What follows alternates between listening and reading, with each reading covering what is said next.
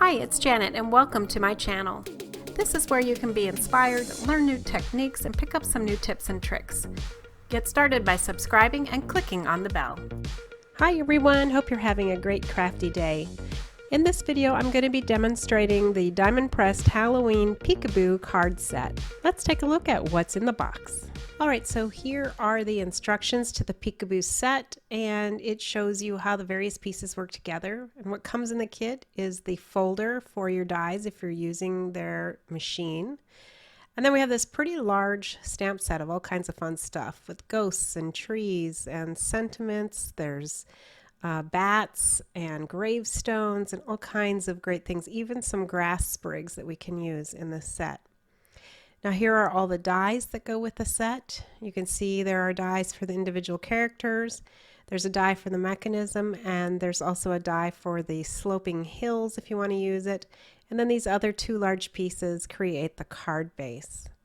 So in looking at the instructions, what I think I'm going to do is make the sample card following the directions so that you can kind of follow along, because it's not always entirely clear what they're talking about or asking you to do, especially with the mechanism and how that mechanism works. So what I'm going to do here is create the sample card that the instructions show, and that way you can use this video as sort of a companion instruction assistant as you're trying to follow and make your first card. And once you make the first card, it will be a lot easier to make the next few. So to start off, I'm going to make the base card pieces, and I've got a small light green piece here that I will cut with this die, and then I've got two larger pieces in dark green and orange, and I'm going to cut both pieces at the same time. You definitely don't have to cut both pieces at the same time, but the die will cut them both, so I'm just going to do that to save some time. I just brought in that slope die for a second, but we'll bring that back in to talk about it a little more now. So this dark green piece, I'm going to use the slope die on, and I just want to point out there's a cut line and a faux sew line, and you just want to make sure that the sew line is underneath the cut line so that the sew line ends up on the piece that you're going to keep instead of the piece that you want to throw away. Just a hint there. And I'm going to lay that out so it sticks up above the lighter green grass and cut that. And now I have another hill, if you will, that's going to show up behind the lighter green piece. And then behind that is the orange background. I also went ahead and cut a mechanism out of that dark green cardstock. And now I'm going to set these aside and start working on the images. These are all the stamps in the set, and I'm stamping it on Strathmore Bristol smooth surface 100-pound paper. And this paper will allow me to use my watercolor markers, so that's why I chose it. The Bristol paper is not watercolor paper, but it does hold water pretty well, and it's very smooth and allows me to push my color around, which is important when you're using it in the way that I'm going to be doing with these images. The ink I'm using here is Hero Arts Intense Black. It's watercolor friendly. And I'm also going to bring in my little paddle here from LDRS, which just helps me push down all these images onto the paper from my misty surface. I get a much better image that way, and it's easier on my hands and my wrists too. So now I'm ready to start painting, and I did obviously stamp more images from what you first saw.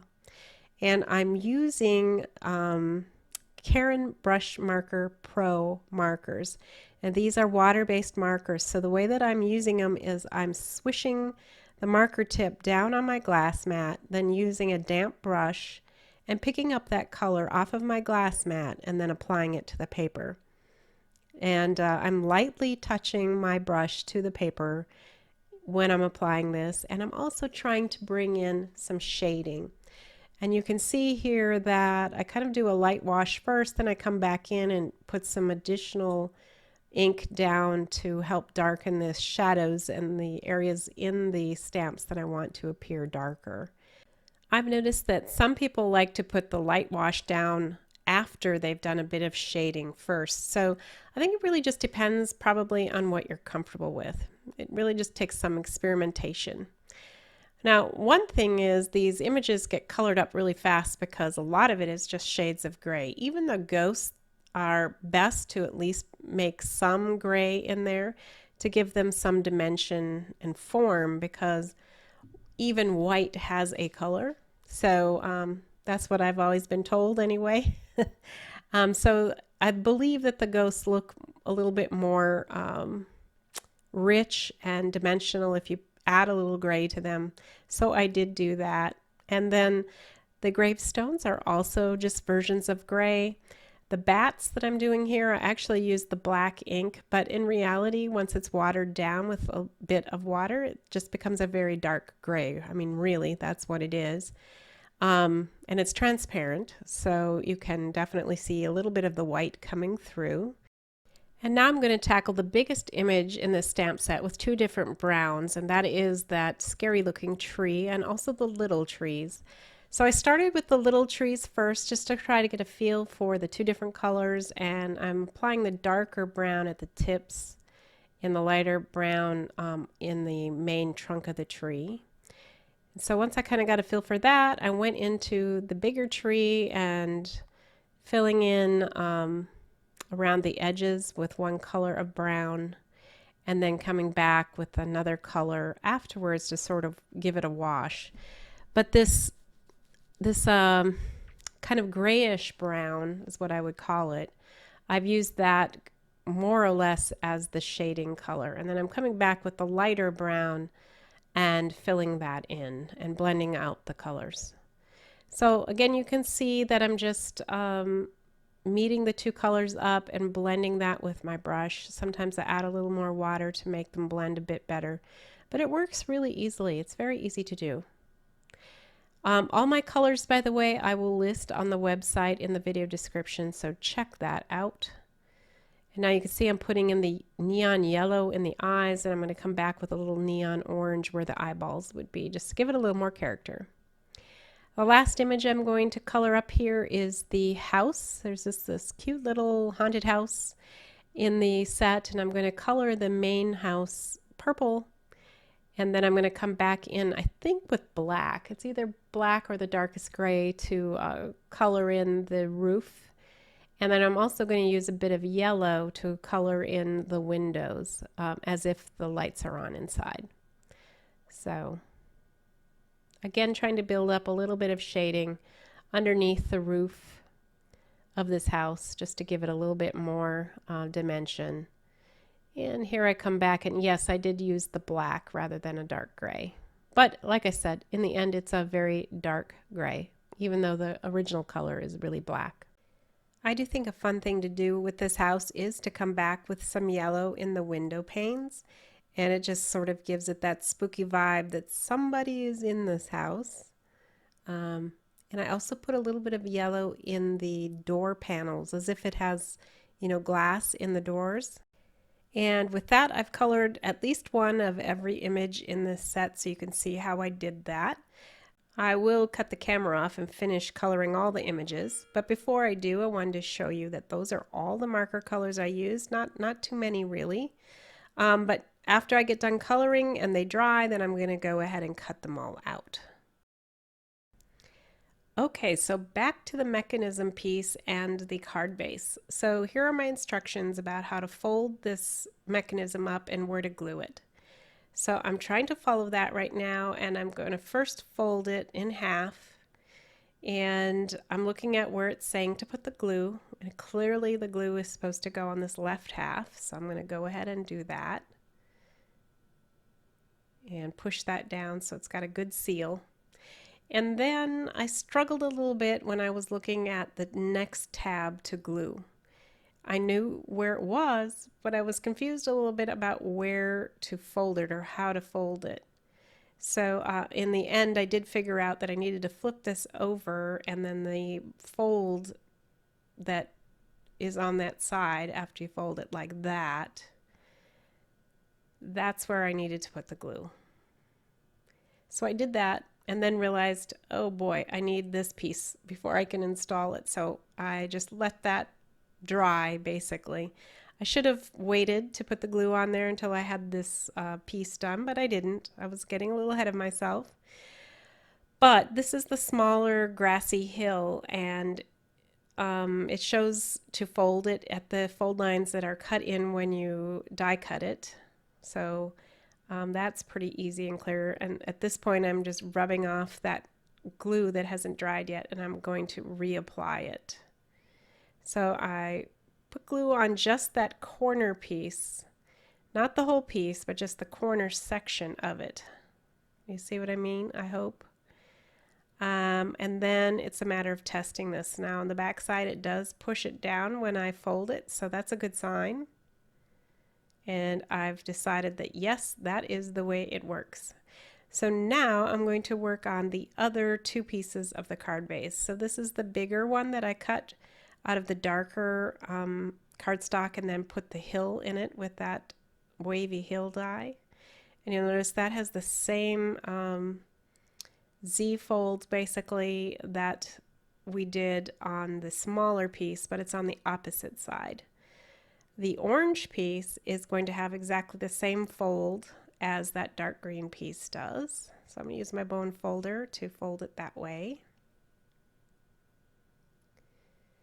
And then this will fit together. And the instructions say that what you should do is glue this darker green to the background, in my case the orange background piece. So I folded the two pieces together just to make sure they would lay well even before I put on the glue. I'm adding the glue now and then placing it, making sure that the bottom of that dark green piece and the orange piece matches up. So now I'm going to take the lighter green piece and just hold it in place with my fingers just to test the mechanism, and it is working. So that means I can glue it now, and I'm going to place that glue on each edge, just on the edge though, not in the middle or anything, because if that middle section is glued to the base of the card, this mechanism won't work any longer. So just put the glue on the edges and then match up the sides and the bottoms of all the pieces here so that it's nice and even. And I would recommend folding it as you're gluing it down just to make sure it's all in the right place. And once it's kind of gripped, then I'm going to test it again, and it looks like it's going to work just fine. So success. Now I'm going to attach one of the ghosts, this is the larger ghost, to that mechanism, because the ghost is what's going to pop out when the card is open per the instructions. And I'm just going to forewarn you right now that I have some trouble with this ghost and its placement. So I'm going to be taking this ghost off of its mechanism and putting it in a different position as you see me struggle with this a little bit.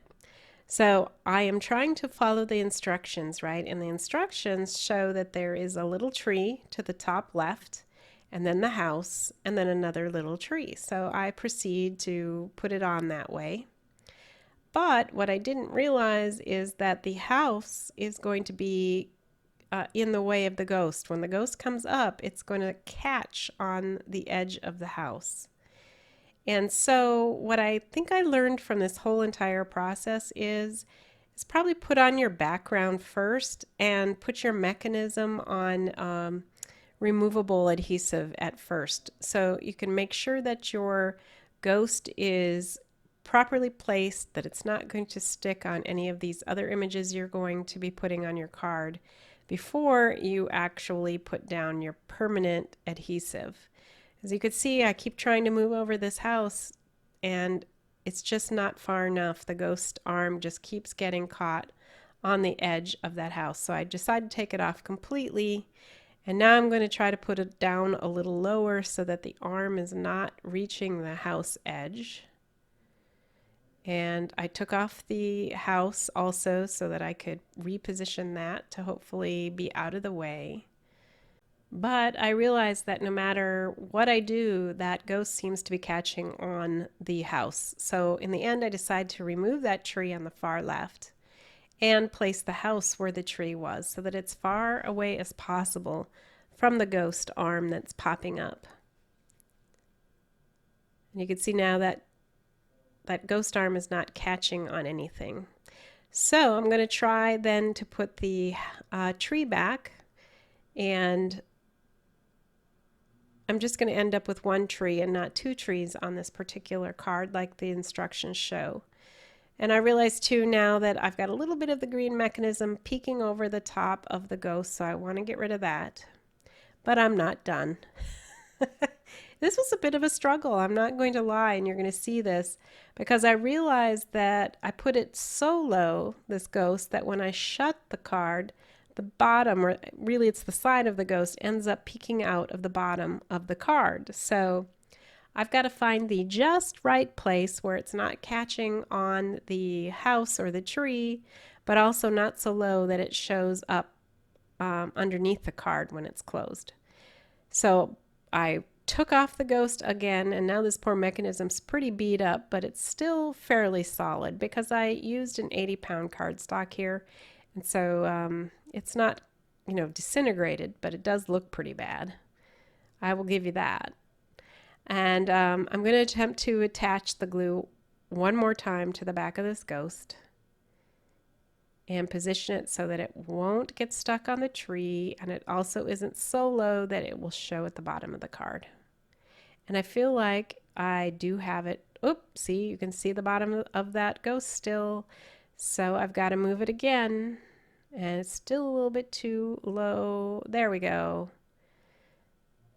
So clearly for me, when I was putting this together, it was definitely an experiment as to how to place it. So what I concluded in this is that it would probably be a very good idea to use a temporary adhesive initially with the item that's going to be popping up on that mechanism, so that you're able to take it off and reposition it without ripping up the mechanism. Now, I was fortunate. I was able to take that ghost off several times from the mechanism and didn't completely ruin the mechanism. So I'm grateful for that. But I think I removed that ghost at least 3 times trying to get it in the right place. So, you know, if I'd had temporary adhesive, it would have been even better and easier to do that. Okay, now that we're through the hard part, I'm going to decorate the rest of this card per the instructions. So the trees on the right, we've got a ghost peeking out behind one of those gravestones. I'm going to put the other gravestone in. And at this point it's looking pretty good, but I've got a couple bats that I want to also add to the scene. So I'm going to put one here to the left and one to the right, very similar to what the instructions show. And then I'm going to add a couple sprigs of grass. These are stamps and dies also in the set, and I chose to stamp them onto the dark green cardstock and cut them out with the dies rather than color these. I kind of forgot about them, to be honest, so I just decided to do it this way. It was quicker, and I think it looks fine. And that's how it is shown on the instructions. I still had this leftover tree that was supposed to go next to the house, but I decided instead to put it kind of behind the other tree.